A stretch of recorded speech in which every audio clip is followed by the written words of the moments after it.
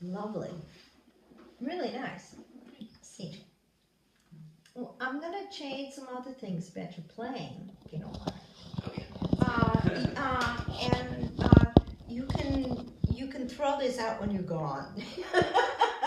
But try these things out because I think it'll help you a lot. What you're doing is that you're sitting very straight up. Okay?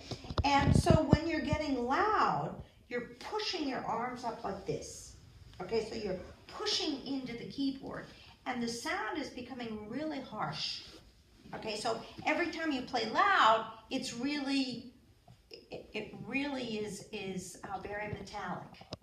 Okay, and in this piece you really want warmth and generosity, and that's not happening because this movement gets you away from the keyboard, rather into the keyboard. What you need to do is get your back opening up, because what happens is your arm doesn't start here. Okay, the arm starts in the muscles next to the spine.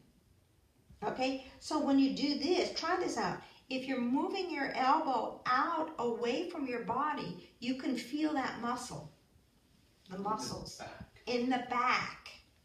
Okay. Okay, do you feel it? Yes. I think so. Okay. It's this. No, it's this. This is where I need to have movement. Ah, I feel it. It's that muscle going out. Oh, okay, I can feel it. You can feel it? Yeah. Okay? Yes. Okay. And you have to do it with your left arm also. Do you feel this muscle back here moving? I don't yet. I don't yet. Yeah. Oh, There you go. Yeah. That's it. Oh, yeah. That's what I need. I need those two muscles opening up. Okay, yeah. And that's what's going to give you this round, beautiful sound. Okay? Okay. And then, what I also need, you're sitting really straight, right? Okay. Now look what I'm going to do with my hip. In the back. So, I'm still sitting straight, but my hip is tipped. And what that does is it gives you, yes, yeah, it's like watching TV. Okay? Now you don't want to go back with your back. You want your back stays where it is. All I'm doing is moving my hip down. Oh, Are you in there? Sit up straight, real straight. Okay, now just tip the hip. Just a little bit. Yes. like that? Yes. Okay. Okay. Now pretend you have a teddy bear on your lap. Exactly. Exactly. And that's how you should be playing the piano. No. Because you can, first of all, you have to sit farther forward. Yes. Because with the hip, you're going a little bit back. And you want to be in a position of being ready. Okay, so you want to be on the edge of that bench. You should be able to stand up now without moving that bench, without moving your legs. Put your right foot on your pedal and try to stand up. Okay. Now, if you can't do that, then you're in the wrong position. And my other foot's just on the ground. Yeah, you should be able to. Because if you're sitting, if you're sitting on the chair too far back, you're in a really comfortable position. You're not active. Yeah. So you can move the bench back. I would move the bench back. Stop. Yeah, try that. Get down on your hip.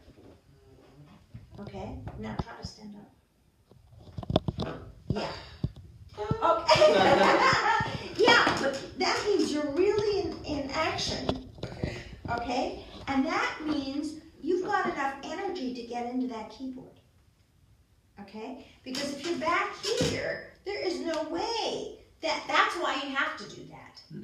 Okay? So I'm sitting at the edge of the keyboard and I'm down on my hip and I have my teddy bear. Okay? Be relaxed.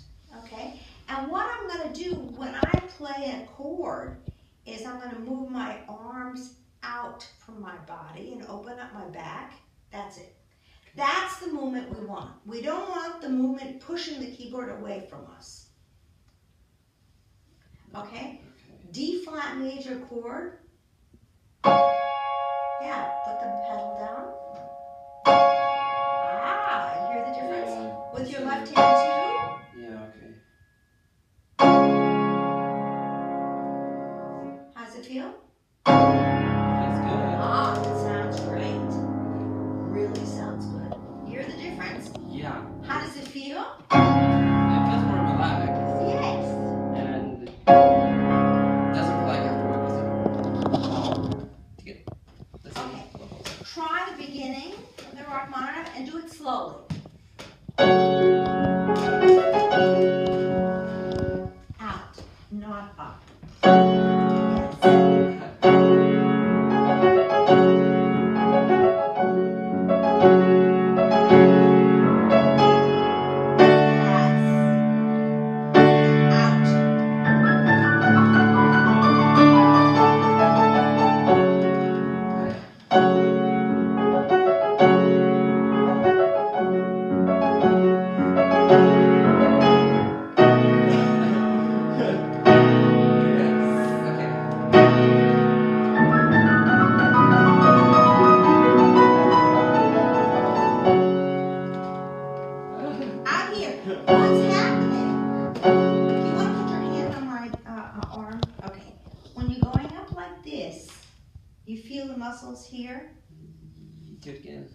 Oh. That. Yeah, I can do it. This is what's happening with your arm. And when I do this, Hmm. feel the difference? Yeah. Yeah. And that's that tension, when you go in that way, is giving you that hard sound. Okay? The minute you go out, you're using your back muscles. And you're relaxing automatically. Okay, so that's what we're going to work on. Dee-dum. And now, dee-da-dee-da-dee-dum. You're not really phrasing that. Okay. Ya-ga-da-da-dee-yum. That's where you're going. Because you're going, ya-da-da-da-yum, because it's so fast. Mm-hmm. But it still has to have some sort of depth to it. Want to try it really slowly and make sure you're opening up your back. Are you in your hip? Good question. Mm-hmm. Yes? Mm-hmm.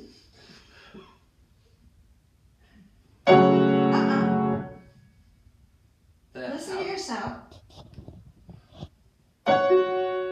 Your sound is going to always tell you if your movement is right. The other sound was better.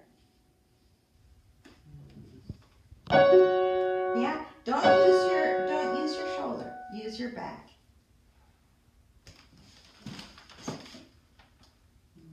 That's where you need to.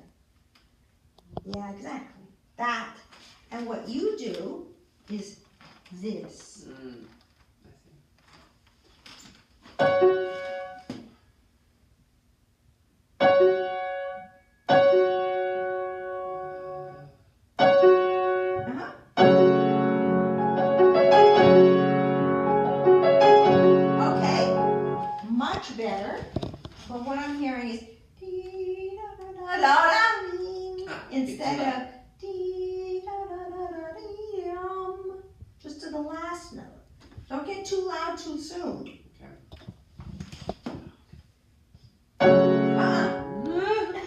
Take your time.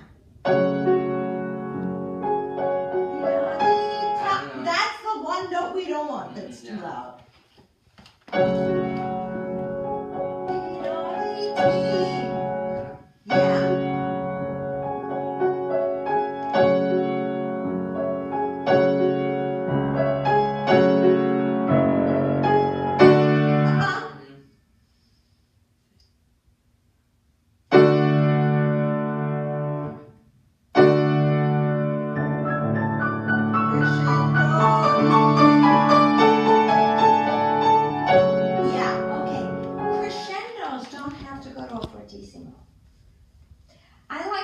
Crescendos as tension going to a specific note, but not getting too aggressive.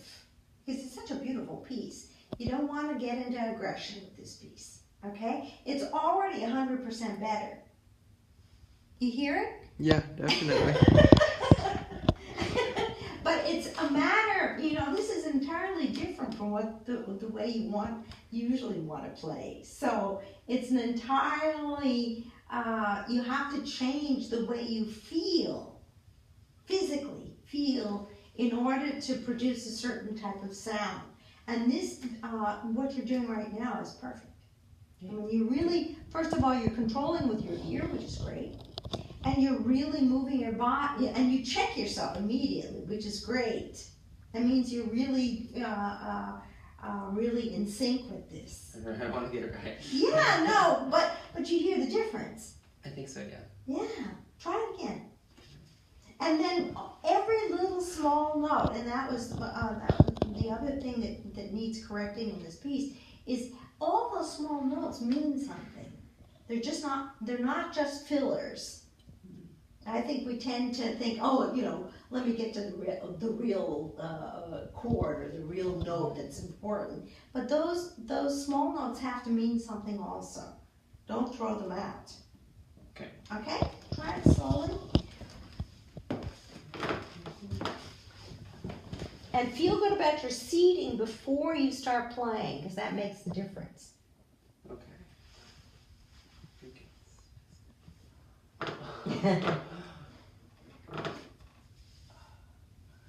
Don't forget your teddy bear.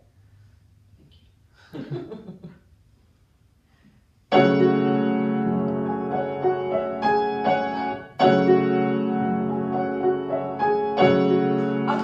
what you're doing now, CJ, is that it's a real fast, aggressive attack. And what you want is try to envision your hand going into wet sand. Okay? So it really goes into the keyboard, the depth, not with your shoulder, with your back. You're doing everything with your fingers. Go from your back. Open up the back. Yes. There you go. So how do I do that? When I do that, my thumb moves out, but I need to play the chord here, so it's like just all moving out. Let's try. Yeah, that's fine. The sound is different. It is so beautiful. That's what you want. Yeah. Go more deeper into the key. Okay. No, that's aggression. There's a real difference.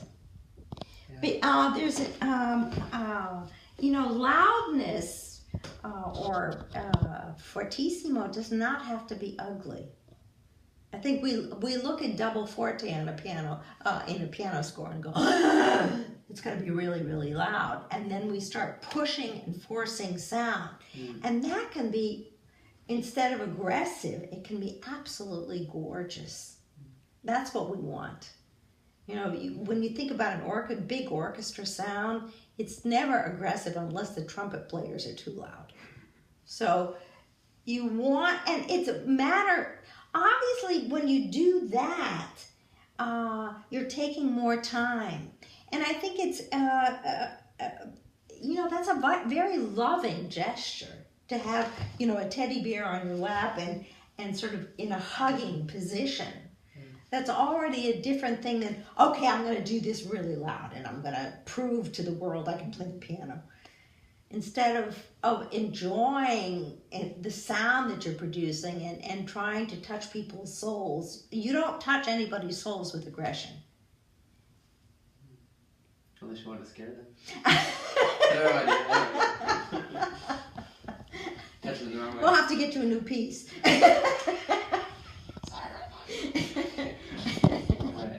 Okay, now if you start out like this, that's not going to work. Because the teddy bear, you're not hugging your teddy bear. So make sure that you're always sort of in a position where you've got your elbows bent. Okay. And your back ready to open, and you're down in your hip. Yeah, there you go.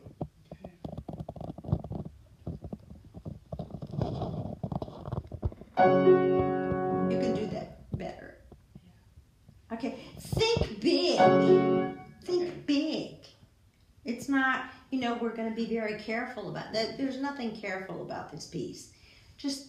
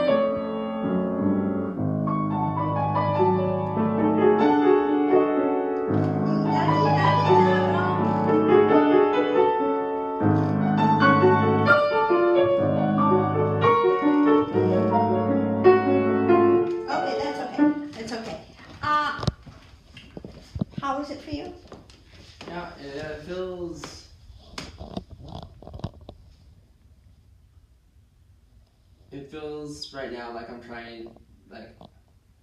really trying to, like I need to relax, but if I focus too much on trying to relax, then I get tense. So. Okay. So, but like I'm getting kind of where I need to go because I feel like I need to relax. Well, you will be only relaxed if you do this right. There will be no tension whatsoever. Which is actually the goal, because you don't want to be tense when you play. Yeah. And your sitting already is so tense that it was I couldn't have imagined that you would play with great warmth, because that only happens when you let go. Okay, but your fingers still have to have the fingers have to have the tension in them, because they can't be spaghetti. Yeah. But the arms should be completely relaxed, because then the weight in your arm can go into the key. If you're holding on to it like this, then it's impossible to put weight into your key.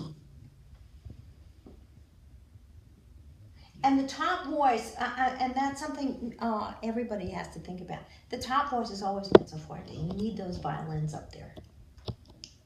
Okay, so that's where your weight, I always play the piano like this, so that the weight is automatically on my fifth finger and left hand too. So I've got nice bass notes and I have nice high notes. If only our thumbs were on the opposite side of our bodies, this would be so much easier. Let me play you something, and maybe you can see what I mean in terms of sitting. Oh my God, this is well, we're different.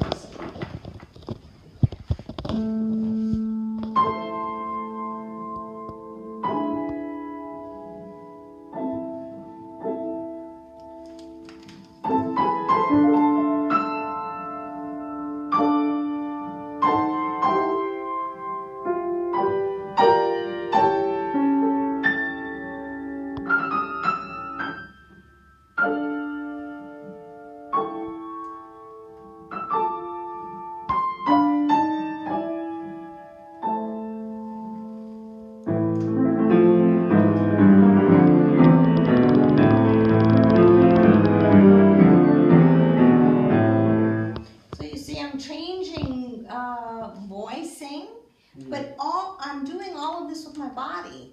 I'm not doing it with my fingers. If I had to control all of that with my fingers, it would be impossible to play. But did you see what I was doing with my arms and opening up my back, and I'm sitting in my hip? Yes. And the sound quality. Obviously gorgeous. Thank you. Very beautiful. But it's that's something that I really love, and I think sound quality is so special. And everybody has a different sound quality, so you have to find your own. So, and you have to find your own seating and the way you move your body. But at this point, this doesn't work. And you can see yourself, then you can see the change on the film. And of course, you can control everything with your ear. That's the whole point. If I can trust my ear more, that'll... Why don't you trust your ear? You've got great ears. Because... I think it's... I don't know. But you heard it immediately when it didn't sound right. You have to listen. Nobody else can control the playing. You're playing. You're the only one who has that under control. And we all, if you know, you have an inner ear, you have an outer ear. Okay. So in your inner ear, you have to know what you want to hear. That's the clue. Mm-hmm. You've got to know what you want before you start. Okay? And then you have to listen to what you're producing. Okay? And if you don't like what you're producing, you have to change your body. You've got to change what you're doing here. Because it's just a way of what am I doing with my body weight? Okay, your fingers have to be strong enough to hold all of this weight. I mean, I don't know, 10 pounds? Your arm? What does an arm weigh? Probably. No idea, but yeah, we'll say 10 pounds. 10 pounds, a good roast beef, you know? And those fingers have to hold on to that roast beef. But your roast beef is up here. So the fingers never get any of that weight. So you're pushing with your elbows and your body to get that, get the big sound that you want. And it's aggressive because you're doing this. Instead of going into the keyboard, think of the wet sand, going into the keyboard and taking time on every note that you play. Yeah. I think we're all so scared of losing time and not counting properly and everything. There's so many things going on in our brains that we have to think about when we're playing a piece. And when you practice slowly, you should think about other things too. What should this sound like? How am I phrasing? What's important? Yeah.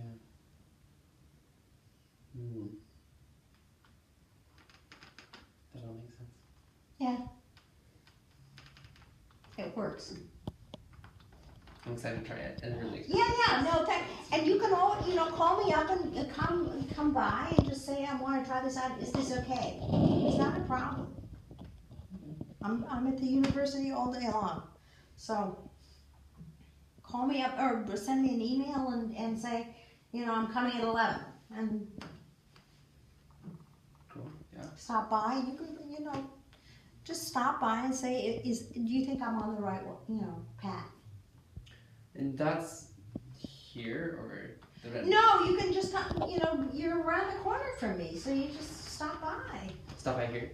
No, stop by you can stop by here, you can stop by at the university. What's the university around here? Huh? The Renvig? The Renvig, is that the...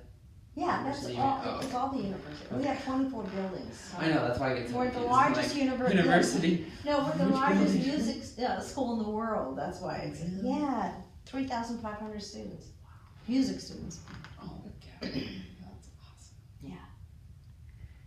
It's Okay. your school. Yeah. So, in town, if you're in town and you want to stop by for 10 minutes, that's fine. Either in the Saderstätte or in the Renvig. Or if you're here, you stop by for 10 minutes and play. And just say, is this okay? Yeah, thank you. Just as a control, because I think what you're going to do now is try these things out. And then if we don't see each other, then you're not going to know if you're on the right track. That's a good point. Okay.